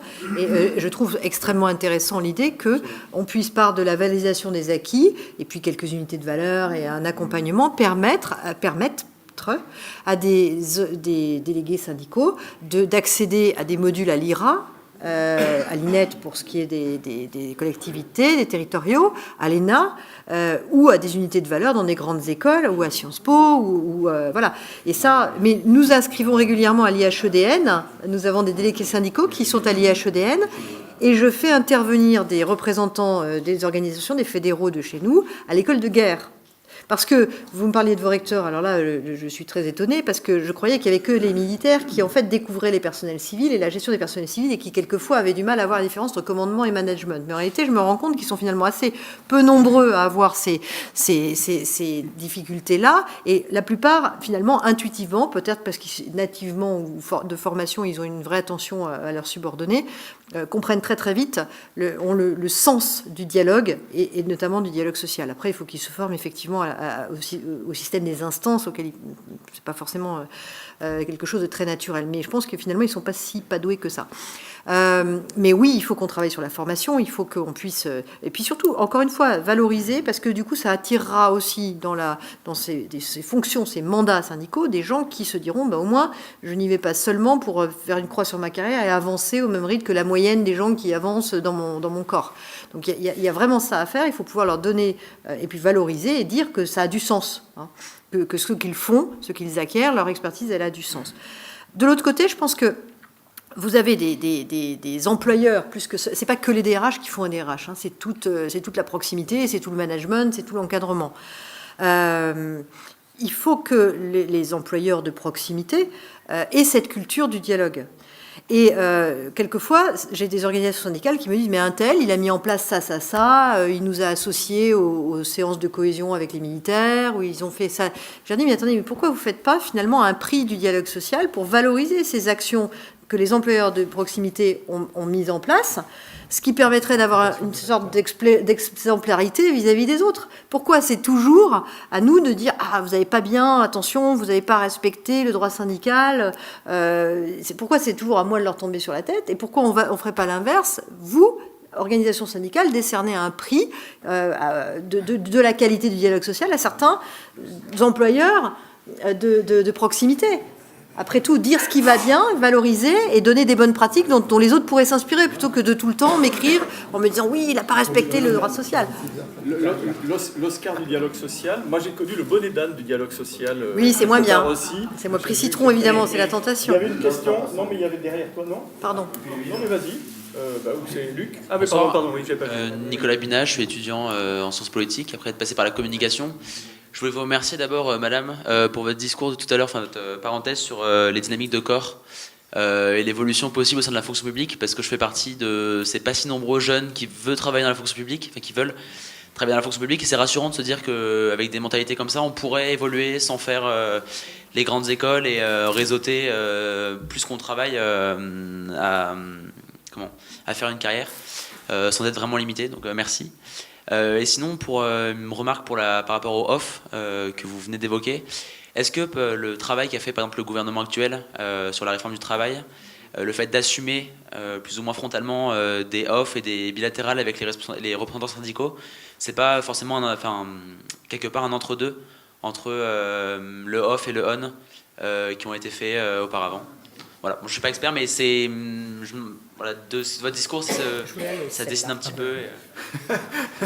Moi, je ne sais surtout pas répondre sur le poste 2017. Oui, c'est compliqué. Moi, j'ai connu la loi travail première mouture, alors voilà. Oui, Jean ? Sur cette question, simplement, puisqu'on est un observatoire et on avait observé au moment de la discussion sur les ordonnances, avec Dominique notamment, puisque Liaison Sociale Magazine était venu avec d'autres, c'était l'observatoire, ce qu'on avait observé, c'est qu'il y a eu une discussion très importante sur les ordonnances, assez forte, et que quand même, dans la dernière ligne droite, un certain nombre d'organisations syndicales, je pense au premier syndicat français dans le privé, a découvert le matin, donc moi je peux en parler aisément, n'ayant pas la même place que d'autres, a découvert le matin, en rentrant dans le bureau du Premier ministre avec la ministre du Travail, le contenu exact des ordonnances. Donc ça a fait un petit choc, de la même façon que ce n'est pas exagéré toujours en observant, en regardant ce qui s'est passé dernièrement sur les annonces dans la fonction publique, nous avons pu nous rendre compte que les organisations syndicales de fonctionnaires apprenaient plutôt par la presse des propositions qui étaient faites. Donc voilà, je dis ça, moi, je peux m'engager sans aucun problème là-dedans, en ayant un... Après, il y a des choses qui peuvent s'améliorer. Mais sur les ordonnances, quand nous avons écouté les interrogations ou les réflexions, il y a des gens qui ne voulaient pas du tout discuter. Donc ça, c'est clair. Mais les gens qui voulaient discuter, qui étaient dans un dialogue, ont été un peu informés au dernier moment. Voilà. Alors après, c'était peut-être inévitable, c'était pas évitable, voilà. Mais voilà un peu comment ça s'est passé. Hein. C'était pas un entre-deux. C'est qu'il y a eu une discussion très fournie, et puis à un moment donné, il y a des choses... Alors, en même temps, peut-être que les ministères concernés avaient arbitré comme ça, et que c'était pas possible autrement. Mais voilà ce qu'on a vu. Sur la fonction publique, par contre, ayant émis cet avis, on a rencontré tout le monde de l'avis, plus qu'un compromis, puisque tout le monde au Conseil économique et social, patronat compris, avait voté cet avis. On était plutôt, ayant rencontré les ministres actuels et tout, sur des questions de mission, dans la réflexion, et dans la méthode de dialogue social, je crois, ne pas exagérer, puisqu'il y a des responsables syndicaux ici, que des annonces ont plutôt été faites et que les syndicats l'ont appris en même temps que le grand public par la presse. Donc ça, peut-être c'est une question à modifier par rapport à ce qu'on se dit sur le dialogue social. Mais bon. Juste pour vous répondre quand même, sur le off, en termes politiques, la règle qu'il faut avoir, ça rebondit un peu sur ce qui vient d'être dit, c'est de ne pas avoir le texte final en tête. Il faut avoir l'honnêteté de se dire j'ai un texte de départ, j'ai à peu près j'ai la vision des choses politiques. Voilà. Moi, je peux parler de la loi pour l'école, mais ça peut être les ordonnances travail, ça peut être plein de choses, peu importe. Il y a un chemin qui peut être tracé, puis après, il y a les modalités de mise en œuvre. Et si les modalités sont déjà écrites et que le off, surtout du off, est fictif, c'est terrible. Surtout dans ces cas-là où la personne découvre qu'il s'est fait avoir. Alors, moi, je me souviens, quand on travaillait, il m'arrivait de dire, voilà, je donnais des textes de départ, des montages, d'ailleurs, qui étaient encore sommaires à ce moment-là. Et moi, je me souviens, je pense encore au PPCR, d'avoir bougé beaucoup de choses, y compris, parce que les organisations syndicales m'ont dit, mais là, ce que vous faites, ça ne tient pas. Ils m'ont expliqué pourquoi. On a complètement changé le dispositif. Et quand on compare les deux textes, des gens se diraient, mais c'est pas possible. Ils sont passés de là à là. Oui, mais c'était la discussion. Si j'étais resté sur mon truc, et après discussion, en disant, bah voilà le texte, les gens peuvent se dire, c'est pas la peine de discuter. Ou bien la discussion, on accepte de bouger, sauf si on ne veut pas bouger avec des raisons valables sur certains points. Voilà. Mais le off, il faut qu'il soit honnête, et si des points on ne bouge pas, sur les raisons, il faut qu'on explique pourquoi. Parce qu'on estime que politiquement ce point-là est un point dur, les parlementaires y tiennent, etc. Voilà, donc voilà, c'est ça qui doit être construit. Par définition, le on est plus ouvert, mais comme j'expliquais, la culture le rend plus difficile à bouger. Mais le off, il doit être dans cet esprit-là. C'est la seule méthode importante, sinon ça ne sert à rien. Question ? Oui, bonsoir, Jean-Paul Guillot, Réalité du dialogue social. D'abord, merci à nos intervenants. Et quelques commentaires sur la formation. Premièrement, j'adhère complètement à ce qu'a dit Madame Abbé sur le fait que le dialogue social n'est pas le monopole des RH et des organisations syndicales. Et il faut que les encadrants soient associés au processus. Ça, je pense que c'est fondamental. Deuxième élément, dans la fonction publique hospitalière, ils ont, dans l'Europe cas national, décidé en 2013-2014, après la mission sur le pacte de confiance à l'hôpital, une formation commune, direction d'hôpitaux, organisation syndicale.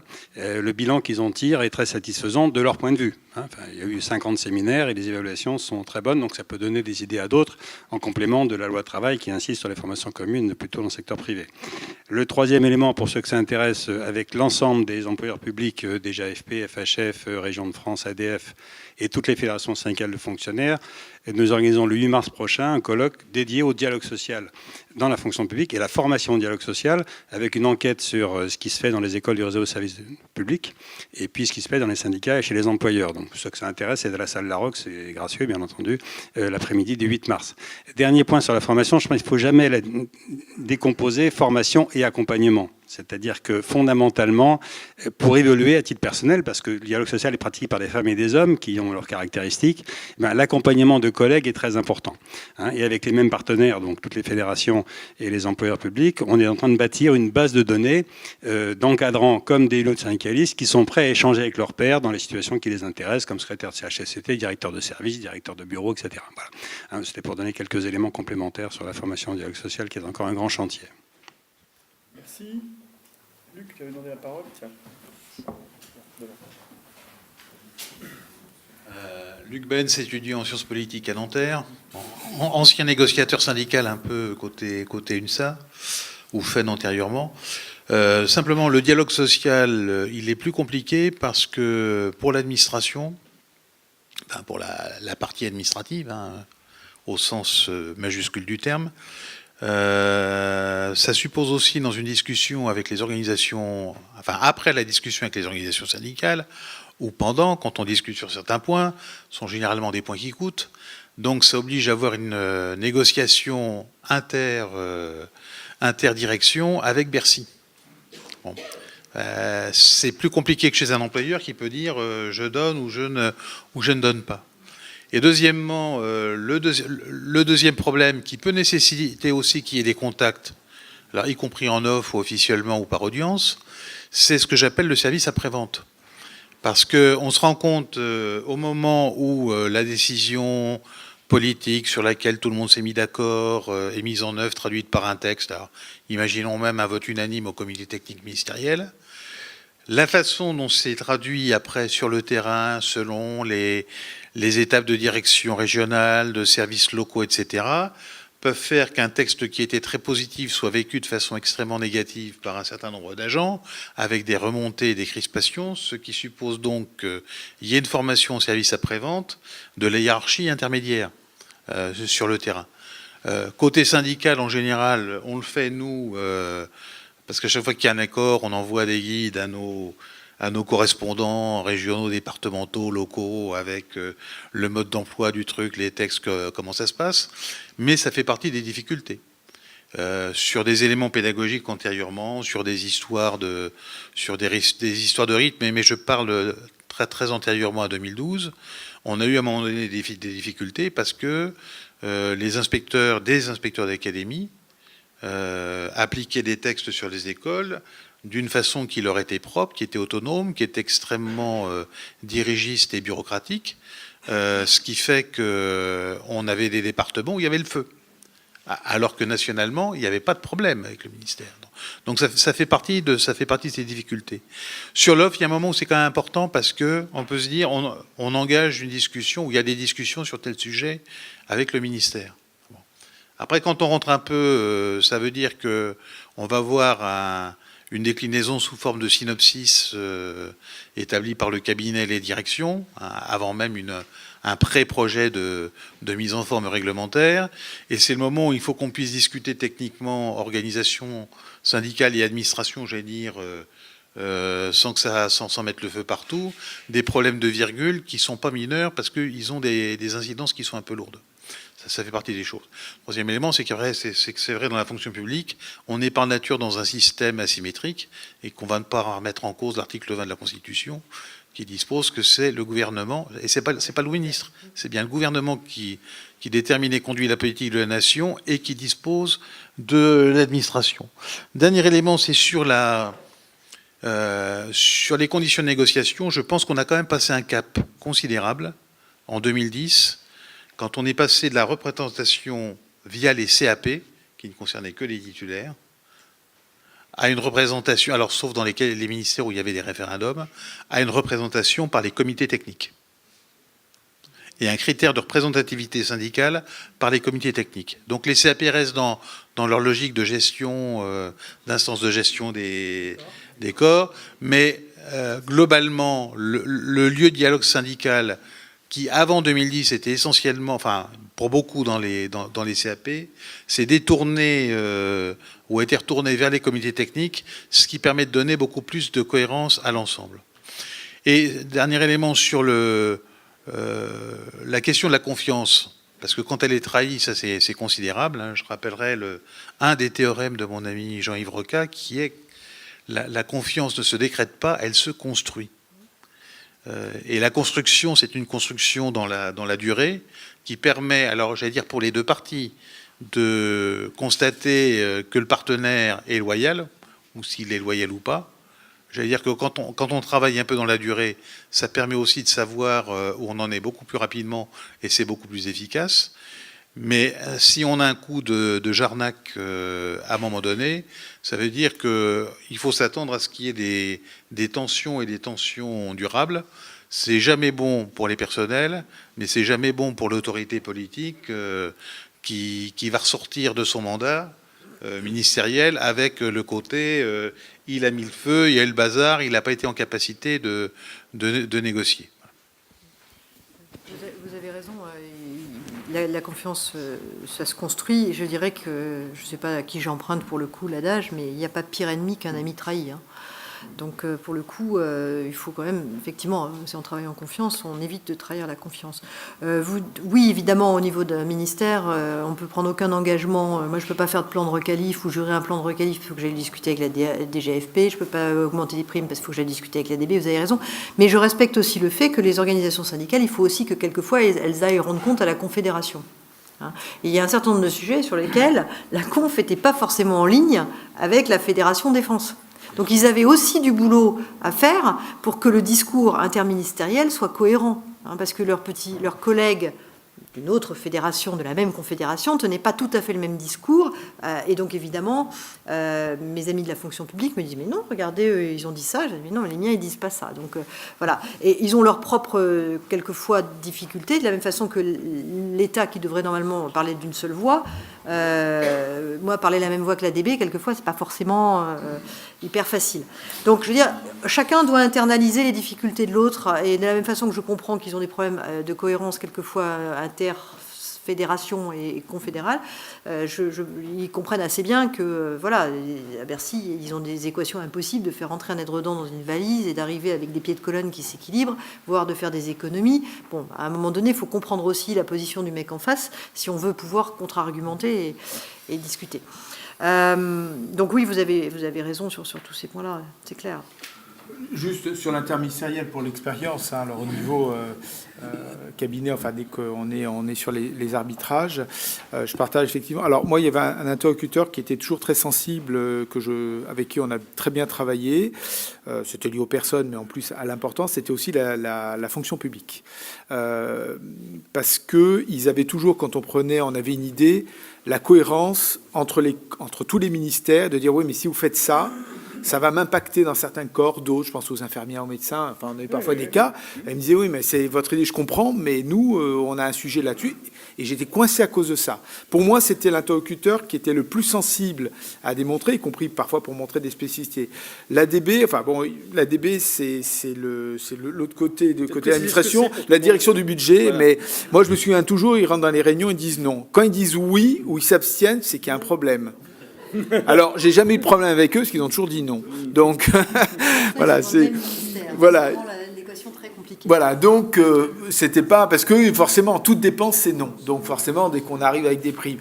Après, ce qui se mettait en place, enfin, moi que j'ai connu, je ne sais pas si ça a évolué là-dessus, c'est qu'on avait une ligne catégorielle, où à un moment donné, on nous disait, voilà, vous avez tant. Donc, on se battait par ministère en disant attendez, nous on a du retard, etc. Alors je laisse de côté les grands coups où on met une prime de 1 000 €, où ça se joue dans l'avion entre le Premier ministre et la ministre, et à la limite chacun fait dans son rôle, mais c'est politique, et donc l'arbitrage, on se souvient d'ailleurs de ça, c'est fait voilà, sur un vol Alger-Paris, voilà, il n'y a pas de DB dedans, donc c'est tranquille et ça se fait autrement. Et puis ça a une connotation très politique là-dedans. Mais après, sur les autres montages, quand même qui ne coûtent pas tous des fortunes, loin s'en faut, on a une ligne catégorielle, et quand on arrive, si la fonction publique dit, bah, écoutez, nous, c'est logique, ça se construit, nous, on l'a présenté, ça tient la route, et l'ADB dit non par principe, alors qu'on a l'argent, c'est notre ligne, à partir de là, souvent Matignon dit ok, il n'y a pas de problème. Enfin bon, voilà. La DB va dire non parce qu'ils espèrent malgré tout faire des économies, ils sont dans leur rôle, mais on est dans la ligne à ce moment-là. Enfin, je pense que la ligne catégorielle c'est une mesure nouvelle, mais nous, on est arrivé à une situation absolument ubuesque, c'est que nous négocions notre construction budgétaire, donc en cabinet avec le ministère du Budget, et donc on présente par le menu l'ensemble des mesures catégorielles, des mesures nouvelles qu'on envisage de faire. Donc la prime machin qu'on va augmenter de 10% à compter du 1er avril. Enfin voilà, on donne vraiment tout le détail. Ensuite, on va le négocier avec la fonction publique, on va le négocier, on en parle aussi avec nos organisations syndicales quand c'est des primes pour les civils, encore que maintenant avec le RIFSEP, on n'a plus grand-chose à discuter. Et on revient devant l'ADB qui avait dit oui au moment de la construction budgétaire, quand même. Et là, une fois qu'il voit, ah oui, mais là, non. Ah oui, c'était finalement, j'ai une vie. Voilà. Et alors, en admettant qu'on parvienne et qu'ils disent, bon, ok, puisque c'est financé, c'était dans votre enveloppe catégorielle, tout va bien, donc très bien, on a le guichet unique qui dit, ok, formidable, on signe les textes, enfin, on sort le texte du guichet unique, on les met au contre-seing, et là, ils coudent. Oui, ça, il le faisait aussi. C'est pour ça que vous voyez souvent sortir pour l'éducation nationale les textes 31 le 31 décembre. août. Nous, c'est 31 Ah oui, 31 août. Et oui, Voilà. rentrée Nous, c'est le 1er 31 septembre. décembre. Voilà, parce qu'effectivement, pour l'année en cours, un texte qui entre en vigueur au lendemain du jour du 31 décembre, forcément, ça n'augure pas le budget de l'année d'avant. Et c'est... Voilà. Bien, je vous propose d'avancer. Peut-être une dernière question avant de conclure. Oui, bonjour, je suis José Laurenceau, je suis militant UNSA du secteur privé, je suis délégué syndical. Et je voulais partager mon expérience de la négociation dans le privé et vous en faire part pour voir si c'est transposable dans le public. À savoir que depuis que je suis délégué syndical, on a vu la négociation évoluer. Et notamment maintenant, lorsqu'on négocie un accord, que ce soit qualité de vie au travail ou temps de travail, la première discussion que nous avons, c'est un accord de méthode. C'est-à-dire qu'on officialise qui, quoi, comment, les commissions, les moyens donnés et le calendrier. Ce qui permet effectivement d'avoir un cadre bien déterminé et validé, mais également de créer les conditions d'une loyauté, puisqu'on s'engage. Est-ce que c'est quelque chose que vous mettez déjà en pratique ou qui pourrait être une solution à ce problème de off qui en fait laisse apparaître que ce serait que du secret en fait? Pour faire ça, il faudrait avoir des choses à offrir, si vous voulez. Moi, j'avais fait un accord de méthode quand j'ai revu les conventions collectives, où je m'étais engagée à ne pas les dénoncer pour ne pas rentrer dans le schéma des 18 mois pour renégocier, etc. Mais j'avais dit, par contre, on se donne 2 ans et on aboutit en 2 ans. Et j'avais également, dans l'accord de méthode, négocié l'indemnisation des gens, puisque je les faisais venir tous les 15 jours, puisqu'on menait les groupes de travail à marche forcée. Donc forcément, ils étaient obligés de venir plus souvent. Et donc, comment j'indemnisais leurs frais de déplacement, de nourriture, voire d'hôtel. Donc oui, on avait un accord de méthode et puis les objectifs qui étaient très très clairs. Et pour citer un grand auteur qui était ma grand-mère, il faut être ferme sur les principes et souple sur les moyens. Donc là-dessus, on pouvait avancer. En réalité, moi, depuis 6 ans que je suis au ministère des Armées, j'ai jamais eu l'occasion de signer un accord, à part effectivement l'accord sur le temps de travail ou l'accord sur l'égalité homme-femme, où en gros on transposait un accord interministériel, donc le protocole ne nous laissait pas beaucoup de choix, fallait le faire. Mais on n'a pas vraiment la culture de signer des accords. On n'a pas cette culture-là. Mais effectivement, j'aurais transposé assez naturellement ce que j'avais fait au niveau du privé et d'une branche. Mais là, en fait, on n'est pas... Et si vous voulez, le pouvoir réglementaire, il est du côté du ministère, enfin du ministre et donc de son administration. Donc au bout ça change un peu les choses, si vous voulez, parce qu'au bout du bout, ceux qui décident et qui ont le pouvoir réglementaire, c'est notre côté de la table. Donc... Mais en tout cas, c'est peut-être à explorer. Mais on faudrait explorer ça dans la réforme, oui, bien sûr. La seule difficulté que je vois pour transposer, c'est que je pense dans des gros ministères ou des ministères très visibles, de façon, voilà, parce que l'école, l'hôpital, alors la défense c'est peut-être moins visible au quotidien, même si ça commence à être plus maintenant, sur un certain nombre de sujets, comme ça touche au quotidien. Une entreprise qui va négocier un groupe, ça ne fait pas le 20 heures. Voilà, ils négocient, ils peuvent négocier tranquillement. Leur méthode, ils peuvent la mettre et on ne va pas leur tomber dessus en disant telle entreprise, c'est un drame, etc. C'est-à-dire qu'à l'éducation, quand on commence à discuter, voilà, il y a les parents, les grands-parents, les enfants, les professeurs... Et le moins, vous n'avez qu'à regarder. Enfin, je veux dire, l'histoire se reconstruit tout le temps. Ils ont commencé à vouloir discuter de la réforme du lycée. Enfin, moi, j'ai pas trop regardé, j'ai un peu perdu ça de vue, encore que. Mais tout de suite, ça commence et chacun a son mot, chacun, voilà. On se dit comment faire une méthode. Pourtant, ils ont fait une méthode. Ils ont dit voilà, il y a une expertise, on voit les gens. Derrière, il y aura des décisions, des éléments. Il y a quelques éléments de méthode. Après, je ne sais pas s'il y a honnêteté ou autre chose, ça je ne peux pas dire. Hein. Mais il y a en tout cas une méthode qui semble au départ. Et tout de suite, ça part dans tous les sens. Et on prête des intentions. Et ça, voilà, et ça fait 20 heures parce que mais mon enfant, il n'aura plus ça, etc., etc. Enfin, j'ai vécu les mêmes éléments avant avec tout et n'importe quoi. C'est-à-dire qu'on ne peut pas avoir, dans une méthode qui serait pourtant intéressante, un dialogue serein parce que tout le monde a envie, donner son opinion. Et en général, d'ailleurs, le problème sur les éléments publics, c'est que j'ai l'opinion pour moi. L'intérêt général existe rarement. Hein. Je peux vous dire que des exemples sur l'éducation où l'intérêt général devrait être totalement différent par rapport au raisonnement individuel, le problème, c'est que la somme des raisonnements individuels notamment quand à la fin les raisonnements individuels sont parfois les décideurs d'ailleurs, concernés par leurs propres enfants, ça vous fait des résultats. Voilà. Donc c'est très compliqué, je trouve, ce type de dialogue, alors là, qui n'est pas moins peut-être pour les personnels, ce que je viens de dire, que des politiques publiques sur lesquelles on a eu des vrais sujets. Hein. Voilà, c'est... Service public, et au niveau de l'État, il y a peu d'entreprises qui ont 1 million de salariés déjà, et qui sont dans toute la France et qui élèvent vos enfants, enfin qui instruisent vos enfants. Cela dit, on parle beaucoup fonction publique d'État, beaucoup moins fonction publique territoriale, et dans la fonction publique territoriale, le dialogue social ressemble quand même beaucoup plus à l'entreprise, parce qu'il est plus proche, on est sur des entités qui ressemblent plus à des formats d'entreprise, et puis qui concourent à quelque chose de proximité sur un bien commun qui est plus visible et plus de proximité. Bien, écoutez, je vais vous remercier, d'abord remercier les 3 intervenants, vraiment, c'était vraiment à la fois complémentaire et instructif, et comme je disais en préambule, le dossier est complexe. On a essayé d'y voir un peu plus clair. Merci, parce que vous alimentez notre réflexion collective.